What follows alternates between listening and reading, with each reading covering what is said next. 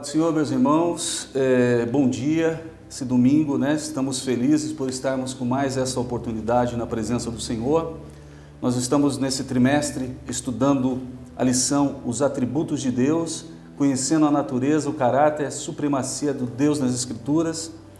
E neste domingo vamos estudar a lição de número 11, a soberania, a imutabilidade e a eternidade de Deus. Antes de a gente iniciar, eu gostaria de fazer uma oração com os irmãos, e a gente inicia já nessa rápida live, né, falando um pouquinho do resumo dessa lição, que os irmãos vão estar meditando. Uma lição maravilhosa, uma bênção, meus irmãos. Vamos orar. Senhor, meu Deus e meu Pai, sou grato a Ti pela oportunidade de estar me concedendo de estar nesse momento na Tua presença para ensinar a Tua palavra, Senhor. Abençoa os corações que vão estar ouvindo, que eles possam receber a Tua palavra, que possa o Senhor ouvir a Tua palavra, crer na Tua palavra, Senhor, que seja bênção para as suas vidas. Ó Deus, obrigado por essa oportunidade. Mais uma vez, eu te agradeço no nome santo do Teu Filho Jesus. Amém. Irmãos, o texto áureo da lição diz assim: Senhor, Tu tens sido o nosso refúgio de geração em geração. Salmo 90, versículo 1. A verdade aplicada diz: a verdade acerca da soberania, a imutabilidade e eternidade de Deus deve mover-nos à humildade, confiança, ao temor e uma vida permanente de adoração ao Criador. Os objetivos da lição é mostrar a soberania de Deus, destacar a imutabilidade de Deus e falar sobre a eternidade de Deus. O texto referência, meus irmãos, está em Salmo número 103, 1 Timóteo capítulo 6, Tiago capítulo 1. Os irmãos depois podem estar meditando, graças a Deus. Irmãos, eu inicio a introdução destacando uma palavra que eu achei muito interessante da verdade aplicada, que fala sobre humildade, temor, confiança e adoração. Diante desses aspectos da natureza de Deus, tão profundo que iremos estudar hoje, que é sobre a soberania, imutabilidade e a eternidade. Acredito que é importante também, irmãos, trazer à mente de vocês uma recomendação. Aquela lembrança desde a primeira lição que os comentaristas trazem desse trimestre, que nós devemos esperar, conhecer e esclarecer 100%, não devemos esperar, conhecer e esclarecer 100% sobre esses assuntos tão profundos. Precisamos sempre recorrer à palavra. Portanto, em relação aos temas que vamos estudar nessa lição, vou iniciar com um texto bíblico, irmãos, que eu também achei muito interessante, que mostra com clareza aquilo que iremos falar nesta manhã. Êxodo 3, capítulo 3, versículo 14 e 15, destacando algumas expressões do texto, onde disse Deus a Moisés: eu sou o que sou, me enviou a vós. E no versículo 15, este é o meu nome eternamente. Nesse livro, o comentário de Êxodo, o comentarista faz a seguinte menção dos aspectos da natureza de Deus, a partir da revelação do Deus que fez a Moisés quanto ao seu nome. Um efeito impressionante do passado, do presente e do futuro ao mesmo tempo. E, portanto, indica que Deus é o Senhor do tempo e da história, ou seja, eterno e imutável Criador e dono soberano de todos os tempos. É como se Deus estivesse dizendo a Moisés assim: dize para o povo que eu iria conhecer o Deus que estava enviando a Moisés a caminhada ao longo dos acontecimentos, visando a salvação do povo. Portanto, é um verdadeiro chamado para que o povo viesse a crer. Né? Nós estamos falando, irmão, de um Deus que se mostra no passado, no presente e no futuro, né? Pelo seu sobrenatural. Outro comentarista faz coloca uma expressão que eu também achei interessante para trazer para os irmãos. Pelas lições da história e ensinamento dos profetas, descobre que Deus é mais que palavras podem expressar. Acho interessante esse comentário porque nos ajuda a pensar e refletir e focar no relacionamento que devemos ter com Deus, né? A importância de caminhar com Deus, porque é no relacionamento, é na caminhada que saem as experiências com Deus ao longo da jornada. Que precisamos conhecer a soberania e a mutabilidade e a sua eternidade. Através dessa experiência da caminhada com Deus, irmãos, é que nós vamos ter esse conhecimento, que nós vamos poder entender, que nós vamos poder chegar próximo disso, né? Porque está muito longe da nossa inteligência, da nossa capacidade, né? A soberania, irmão, eu queria também destacar uma palavra do comentarista que o pastor Charles Spurgeon, ele fez, e o comentarista aqui colocou, eu achei interessante trazer para os irmãos, que em Mateus 20, versículo 15, capítulo 20, versículo 15, porventura não é-me lícito fazer o que quero do que é meu? Assim diz Jesus. Spurgeon, ele anotou, não há atributo mais consolador para os filhos do que a sabedoria de Deus sobre as circunstâncias mais adversas. Em meio às duras provações, eles creem nos filhos de Deus, e Deus, na sua soberania, ordenou as suas aflições, e que ele dirigisse soberanamente, e que a sua soberania santificasse a todos eles. Por outro lado, Spurgeon diz assim, que não há doutrina que produza mais existência na parte do mundo do que a soberania de Deus. Por quê? O mundo resiste tanto a esta doutrina da soberania, porque no mundo está disposto a crer que Deus está em toda parte, mas não está disposto a crer que Deus está no trono. O mundo está disposto a crer que Deus, como se fosse aquele que está numa oficina criando todas as coisas, mas resiste em crer que Deus está no trono. O mundo está disposto a crer que Deus é como se tivesse uma despensa provendo a necessidade dos seus filhos, mas tem dificuldade em crer que Deus está no trono. Ele está disposto em crer que Deus sustenta a terra com todas as coisas, mas tem dificuldade em crer que Deus está no seu trono, né? Eu quero aqui lançar uma pergunta para você nessa manhã, meu irmão. Qual o Deus que nós estamos servindo? Lembre-se que Ele é soberano, e a sua soberania tem que haver um governo de autoridade, e autoridade superior que não pode se limitar por nenhum outro poder. Em Salmo, no capítulo 115, no versículo 3, no número 115, versículo 3, diz assim: mas o nosso Deus está nos céus, faz tudo o que lhe apraz. Isso é soberania, irmãos. Eu achei interessante esse comentário do pastor Charles Spurgeon, porque vem de encontro ao que vamos estudar nessa manhã. No item 1, nós vamos falar sobre a soberania de Deus. O termo soberano aqui aplicado indica que Deus tem o total domínio sobre toda a sua criação, a vasta criação. Deus é soberano e supremo sobre todos, Ele está acima de todos, e Deus exerce autoridade absoluta, amoldando todas as coisas, em todos os acontecimentos, semelhante que o oleiro que faz para ele um barro amassado. Deus tem esse poder. Depois os irmãos meditam em Romanos capítulo 9, versículo 21, onde não tem oleiro poder sobre o barro, para dar a massa e fazer um vaso para a honra do outro e a desonra. Deus tem esse poder. Aleluia. No item 1.1, Deus é soberano e supremo sobre tudo e todos. Eu estou aqui, irmãos, lendo, porque nós vamos fazer essa live rapidamente, em 30 minutos. O assunto é profundo, né? Eu estou correndo um pouco, mas eu creio que nesse resumo eu vou dar para vocês uma ideia do que é essa lição. Uma lição maravilhosa, que fala da soberania do nosso Deus, da imutabilidade dele, da eternidade dele. Deus é soberano e supremo sobre tudo e todos. 1.1. Além de Deus mandar na sua criação, sem alguém que possa intervir nas decisões divinas, a Bíblia nos ensina que essa soberania é exercida para galardoar a piedade e castigar a rebeldia. Deus tem esse poder. Isso permite chegar, irmãos, à conclusão que Deus não age arbitrariamente, movido por capricho, quando determina todas as coisas, segundo a ditames de sua sabedoria e vontade. Por isso que a justiça está ao lado versus a soberania, né? Deus é justo em todas as coisas.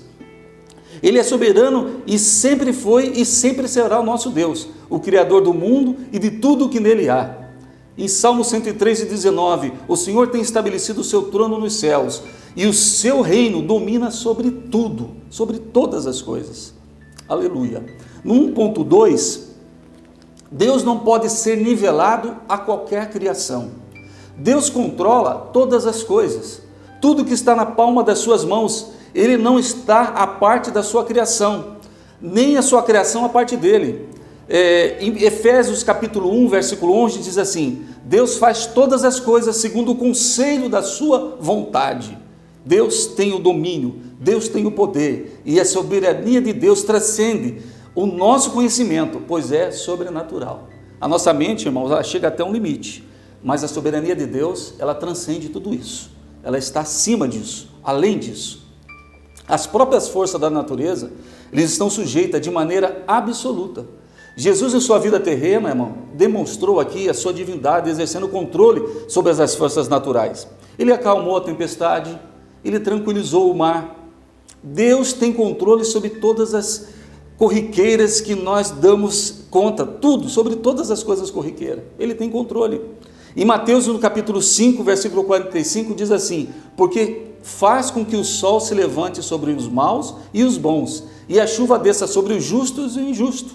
Esse é o nosso Deus. Até mesmo os atos dos ímpios, dos homens que estão na impiedade, estão sobre a soberania de Deus, embora não os aprove, ele as permite, governa e usa para os seus próprios objetivos e glórias.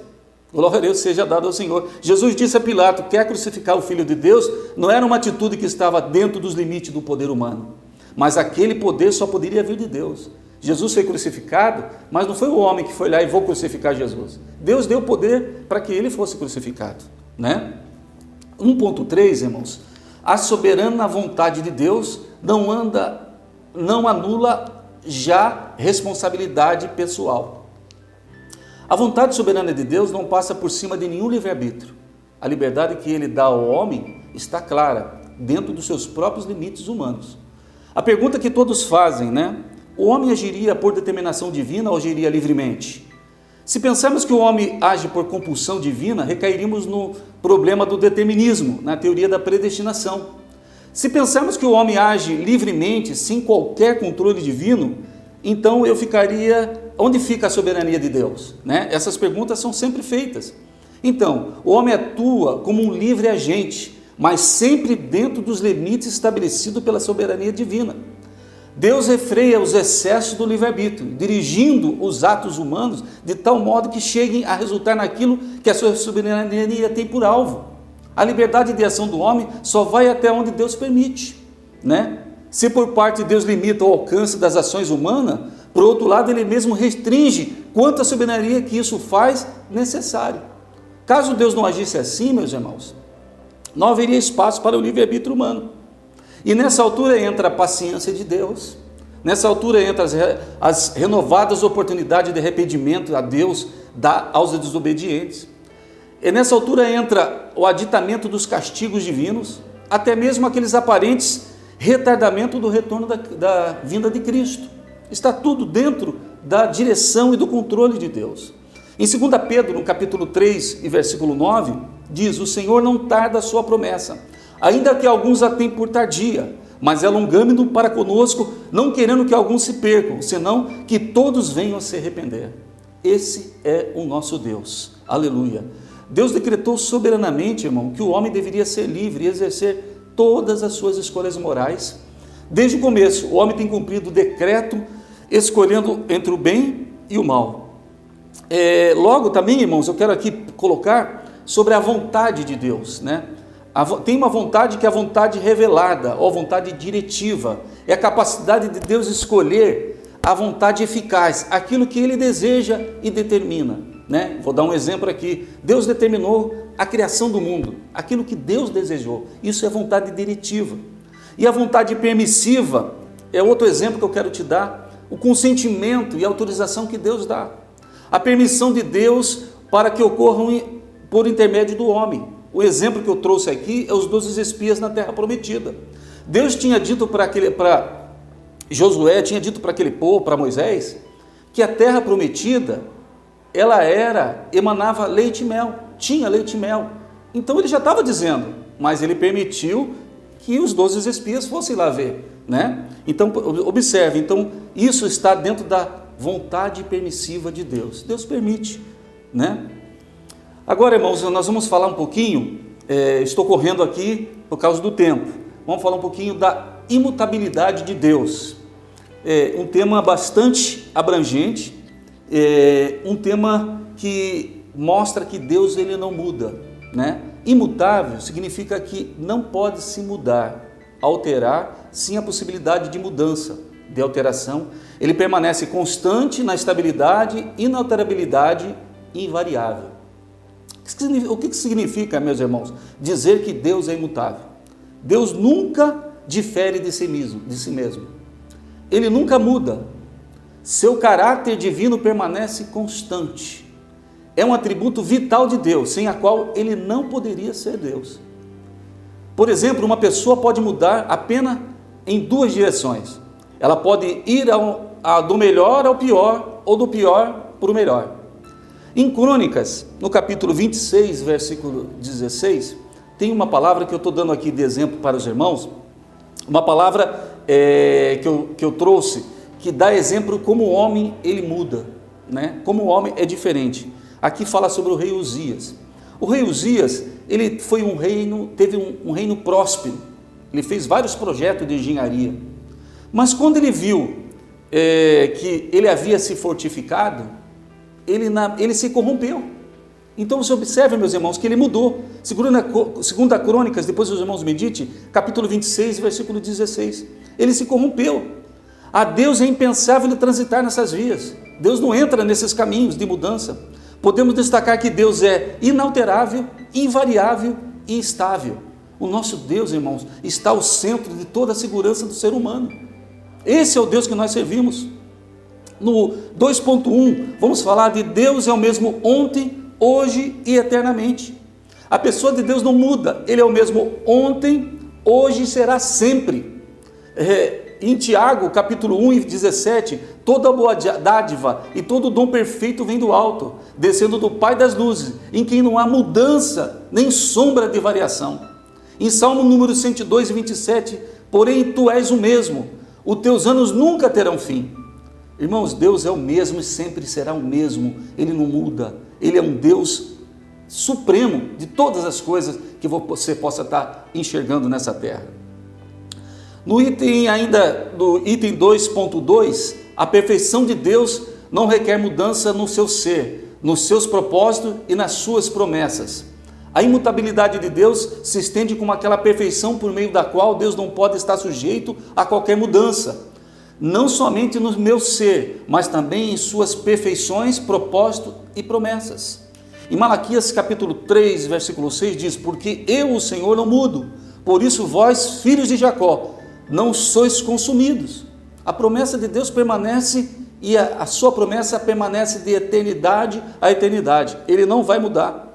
Em Mateus no capítulo 24 e versículo 35, o céu passarão, mas as minhas palavras não hão de passar. Eu trouxe outro exemplo aqui, que Deus não muda, sobre a história de Manassés, filho do rei Ezequias, um rei que foi temente a Deus, próspero, e a gente vê a história de Manassés, irmão, que governou, vou dar uma rápida pincelada, por 55 anos, e no seu governo, ele foi abençoado, mas ele rompe com Deus e derramou muito sangue, e ele foi preso de forma humilhante pelos assírios, foi preso, levado ao cárcere. Quando ele chega no cárcere, irmãos, ele ora a Deus, ele se humilha a Deus e se arrepende. E no seu pecado, tudo aquilo que ele havia cometido, ele recebe o perdão de Deus, para Deus chamar ele de servo. Irmão, se observe, você que está me ouvindo nesse momento, você pode achar que a sua vida está acabada, que para você não tem mais nada, que você não tem saída, o seu pecado não tem perdão. Eu quero dizer para você nessa manhã, o seu pecado tem perdão, porque Deus, Ele joga o seu pecado no mar, no oceano de esquecimento, e Ele te perdoa. Foi assim que Ele fez com Manassés. Ele pagou um alto preço para isso, mas ele se arrependeu do seu pecado. No item 2.3, Deus não mente nem se arrepende. Esse aqui, irmãos, eu estava lendo e vendo os comentaristas também, um tema polêmico, né? Porque se a gente pegar que Deus não mente nem se arrepende, a gente vai pegar Gênesis capítulo 6, versículo 6, se arrependeu o Senhor de ter feito o homem. E aí a gente pega Números capítulo 23 e 19, Deus não muda. Só que, irmãos, quando a gente vai estudar, aprofundar nesta palavra, a gente vai pegar a palavra no hebraico arrependeu, em Gênesis capítulo 6 e 6, que tem um significado dizendo que não é no português do arrependimento, mas sim do sentimento profundo e de pesar, quando ele fez o homem que cometeu o pecado. Então você observa, irmãos, que Deus não está arrependido, Ele não muda, mas ele tem o sentimento, e esse sentimento foi de pesar. Depois os irmãos observem, em Números 23 e 19, Deus não muda as suas decisões. Deus não planeja mal, Deus não precisa se arrepender no sentido de voltar atrás de alguma coisa realizada ou planejada que deu errado. Ele não precisa, porque Ele sabe de todas as coisas. E quando eu olho essa palavra, eu me alegro, porque eu sei que o nosso Deus, irmãos, Ele se alegra por ter nos feito. Porque quando Ele olhou para o homem, e o homem caiu no seu pecado, Ele já sabia, pelo seu atributo, que nós seríamos resgatados. E que hoje eu e você estaríamos aqui falando dele e exaltando o seu nome, que é maravilhoso. Irmãos, a imutabilidade não significa imobilidade. Ele pode se mover, ele pode agir, né? Ele pode fazer as coisas acontecer. E ele às vezes utiliza algo que é ruim e através para trazer o bem. Deus pode fazer. Né? Pessoas se enganam, né? Nós estamos vendo o Brasil passando por essa tormenta, né? Essa crise política, tudo que está acontecendo nesse país. Você pode estar achando, nossa, estamos destruídos. Deus, irmãos, está no controle. Deus está com o controle em suas mãos. Ele pode usar todo esse momento que estamos vivendo para ter uma diferença lá no futuro, porque tudo que o mal vem para os olhos de alguns que são críticos, trazendo, olha, o mal chegou, Deus não está olhando. Deus está olhando, irmão, porque esse mal está sendo usado para te salvar, esse mal está sendo usado para mudar o seu caminho. Deus faz assim, Deus muda a situação. Aleluia. O arrependimento relacionado a Deus, sentimento profundo de pesar e dor pelo estado do pecado do homem. É esse o significado na palavra hebraico. Arrependimento relacionado ao homem. Quando está relacionado ao homem, está relacionado ao engano, o homem falhando, que não tem conhecimento do futuro. Aí sim, nós vemos que ali ele muda, e o nosso Deus não muda. O nosso Deus aqui nessa passagem é só um sentimento. Agora vamos entrar, irmão, rapidamente, eternidade de Deus, item 3. A característica desse atributo traz na qualidade do início e do fim, tá? Da eternidade de Deus. Ela não tem início e não tem fim. A duração que não tem começo e nem fim, que preside de qualquer determinação cronológica. Deus não teve princípio, jamais terá fim. E eu dividi aqui em 3 pontos, para os irmãos entender, quando a gente fala de imortal, classificado ao homem, né? Tem início e tem fim. Nós temos início e fim. Quando nós falamos de imortal, tem início, mas não tem fim. Um dia nós seremos imortais, né? No arrebatamento, né? Na eternidade, nós seremos num novo corpo glorioso, nós viveremos eternamente com o Senhor. E quando nós estamos falando de eternidade do nosso Deus, não tem início e não tem fim. Então, o que eu falei no início dessa lição, tem certas coisas, irmãos, que a nossa mente não vai alcançar. Lá, quando chegarmos na eternidade, eu vou conversar com Jesus, e a gente vai conversar bastante, e eu vou perguntar sobre essas coisas. E com certeza, na eternidade, já vivendo o sobrenatural, Deus vai nos contar muitas coisas que nunca desceu ao teu coração, né? Deus não está condicionado, nem confinado pelo tempo. Nós estamos no tempo, o exemplo que eu vou dar para os irmãos, aqui na minha mão, nós estamos falando de 24 horas. 24 horas o tempo para nós seres humanos. Deus está fora. Deus não está nesse tempo. Por isso que um dia para Deus é como 1000 anos, né? Então, o que seria o dia de hoje para Deus, né? Não é nada. Então, Deus não está limitado a este tempo, não está limitado a nada, não está limitado à criação, porque Deus os fez. Deus é poderoso. É por isso que os deuses desse mundo, irmão, não são nada comparado à grandeza e ao poder do Deus que é eterno, do Deus que criou todas as coisas, do Deus que fez todas as coisas, né? Deus é poderoso, Deus é tremendo, irmãos. No item ponto 1, 3.1, o Deus eterno. Eis que Deus é grande e nós não o compreendemos. Os números dos seus anos não se pode contar. Jó fala sobre isso, Jó 36 e 26. A Bíblia tem várias menções do Deus eterno, Isaías 40 e 28. Não sabes, não ouviste que o eterno Deus, o Senhor, o Criador dos confins da terra, nem se cansa, nem fadiga? É inescrutável sem entendimento? Glória seja dada ao nome do Senhor. Nosso Deus, irmãos, é grande, é soberano e tem poder sobre todas as coisas. O Deus eterno. Ao contemplar, irmãos, esses versículos, ficamos abismados com a grandeza do nosso Deus. Tudo que existe foi criado dentro do tempo. Isto teve início, porém Deus sempre existiu.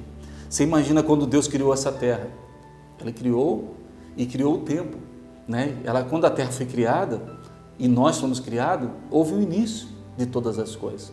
Mas Ele é antes disso, né? Deus está assistindo, irmãos, olhando, por isso que Ele é onisciente, onipresente, onipotente. Deus está olhando a criação agora, Deus está olhando o presente agora, Deus está olhando o futuro agora, porque Ele não está relacionado a esse tempo, Ele é eterno. E a eternidade para Deus é um agora. Dá para o irmão entender? A eternidade de Deus é um agora. O mais importante de entender é que a eternidade de Deus é cremos na sua eternidade. É isso que você precisa entender. Você precisa crer na sua eternidade. No 3.2, o Deus imortal. Se Deus é eterno, isso quer dizer que Ele é imortal. Ele não vai morrer, jamais morrerá. Ele é a fonte de toda a vida é derivada dele. Em 1 Timóteo 1,17 diz assim: ora, o Rei dos séculos, imortal e invisível, ao único Deus sábio, seja a honra, a glória para todos sempre e amém. Glorificado seja o nosso Deus. 3.3, a infinitude de Deus, aquele que é infinito, que não tem fim, não tem limite, sem condições de medir, a infinitude expressa tanto da sua eternidade como da sua imensidão. Em 1 Reis 8,27 diz: mas na verdade habitarei a Deus na terra, eis que os céus e a terra e até os céus dos céus não poderiam conter, quanto mesmo esta casa que eu tenho edificado. Irmão, Deus é tudo. A infinitude de Deus em relação ao espaço, a imensidão de Deus, Ele está em todo lugar. Nada poderia conter essa grandeza, esse poder que está na mão de Deus. E para concluir, irmãos, eu chego no final nesse estudo dizendo para os irmãos acerca de produzir sobre tudo isso, que nós temos que ser humilde, temos que ter um profundo senso de dependência desse Deus. Você precisa ter isso, irmão, na sua consciência. Gratidão por Ele ter decidido se revelar a nós sem interesse de atender o seu chamado para nos relacionarmos com o Criador, por intermédio de Jesus Cristo. Entenda isso nessa manhã. E eu ensinei aqui, irmãos, nessa manhã, que Deus não tem começo, sucessão de momentos ou fim. Deus é infindável no tempo. Ele é eterno, imortal e infinito. Que nessa manhã, meu amigo que está me ouvindo, aceite Jesus Cristo como seu Salvador. Creia nesse Deus. Quando você ouvir a mídia falando de seitas, religiões, falando de algumas seitas que você está ouvindo aí, que não menciona o Deus como seu Deus, duvide, porque esse Deus é mortal, já morreu. Mas o nosso Deus, Ele é eterno, Ele deu a sua vida por nós. E um dia, no terceiro dia, ressuscitou. E hoje está à destra de Deus e intercede por nós, que estamos aqui esperando, aguardando o arrebatamento daquele grandioso dia. Então, nessa manhã, aceita Jesus. Se você nesse momento sentiu a presença do Senhor, se você entendeu nessas rápidas palavras que o Senhor falou com você, diga: Senhor Jesus, eu te aceito como meu Salvador. Creia e será salvo tu e a tua casa. Que Deus abençoe a todos nessa manhã. Muito obrigado por essa oportunidade. Eu agradeço no nome santo do Filho Jesus Cristo, aquele que me salvou, aquele que reina sobre a minha vida. Louvado seja o nome do Senhor. Muito obrigado, meus irmãos, por essa oportunidade. A lição é extensa, é grande. Esse assunto eu tentei resumir aqui rapidamente, e se a gente for falar desse estudo, irmãos, nós passaríamos o dia todo falando desse estudo, porque é profundo, tem muitas referências, tem muitas coisas para falar, mas eu queria dar uma pincelada aqui para os irmãos entender que maravilhosa é essa lição que nós trouxe ao Senhor Jesus, e nosso entendimento não chega, nem sequer se aproxima disso, mas nós com essas rápidas palavras podemos meditar um pouco no que Ele tem nos falado. Amém? Que Deus abençoe a vocês no nome santo de Jesus Cristo de Nazaré. Amém.